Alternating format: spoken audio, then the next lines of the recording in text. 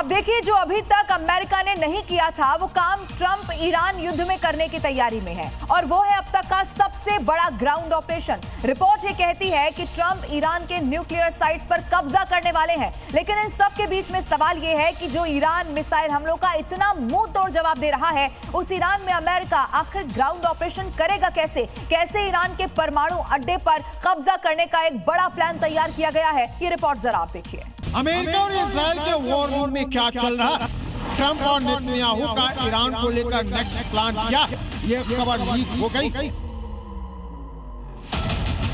America और Israel के target पर ईरान की वो कौन से ठिकाने, ये ईरान ही नहीं बल्कि पूरी दुनिया को पता चल गया है। अमेरिका और इजराइल अब ईरान के परमाणु स्टॉक पर कब्जे की तैयारी में। ग्राउंड ऑपरेशन के जरिए ईरान के परमाणु साइट्स पर हमले की तैयारी है। इसके लिए अमेरिका स्पेशल फोर्स को भेजने वाला। 9 दिनों से अमेरिका और इजराइल ईरान पर बम और मिसाइलों की बारिश कर रहे हैं, लेकिन ईरान है कि झुकने को तैयार ही नहीं। लेकिन ईरान का परमाणु स्टॉक, न्यूक्लियर साइट्स अभी भी सुरक्षित है। दावा है कि युद्ध के बीच ईरान सीक्रेट तरीके से अपने परमाणु कार्यक्रम को चला रहा है, और अब इजराइल और अमेरिका ने इसे ही खत्म करने के लिए प्लान बी को एक्टिवेट कर दिया है। और प्लान भी है ईरान में मौजूद परमाणु ठिकानों पर कब्जा करना। लेकिन इजराइल और अमेरिका का ईरान के न्यूक्लियर साइट तक पहुंचना आसान नहीं है। इसलिए अब अमेरिका और इजराइल ईरान पर हमले तेज कर दिए, ताकि ईरान इस काबिल ही न बचे कि वो यूएस और इजरायली सेना को रोक सके।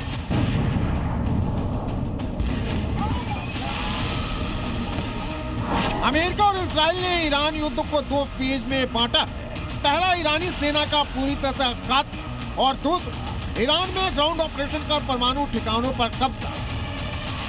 रिपोर्ट में दावा किया गया है कि ईरान परमाणु बम बनाने के बेहद करीब पहुंच गया।